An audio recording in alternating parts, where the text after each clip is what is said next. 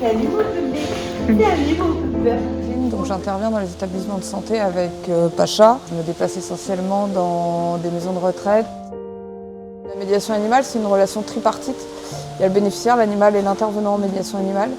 Si on en enlève un, le maillon ne fonctionne plus.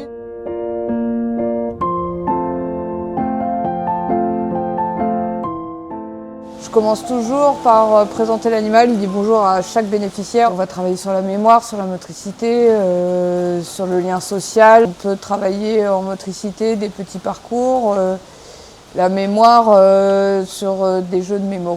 Pour tous les bénéficiaires atteints de troubles du spectre autistique, on peut travailler le toucher, donc toucher le cheval. C'est lui qui prend la décision et de toucher un animal, c'est souvent plus facile que de toucher un humain. Avant où je travaillais, on avait les animaux, nos chiens et tout, qui pouvaient nous suivre. Et je trouve que les résidents, ils étaient apaisés et très heureux de voir un animal avec lui. Surtout pour les personnes en fin de vie. Ça les apaise vachement. Et l'animal, je pense aussi qu'il ressent beaucoup de choses.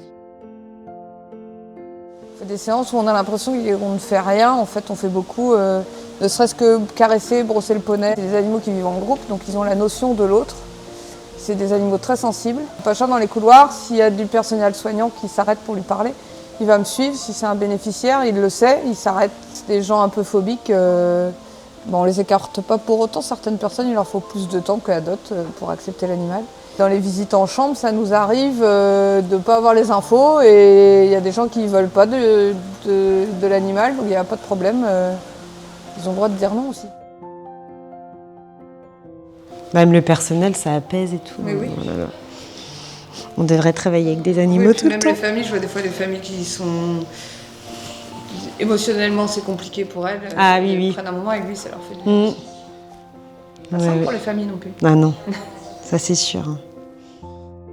Le bénéficiaire qui s'est mis à parler, alors moi je suis quelqu'un d'hypersensible donc je pleure facilement, ce monsieur m'a toujours fait pleurer. Malheureusement quand on travaille avec un public âgé ou un public fragile, on sait que le risque de décès est quand même omniprésent et malheureusement il est décédé. Il était très attachant. Non, c'était quelqu'un de vraiment merveilleux.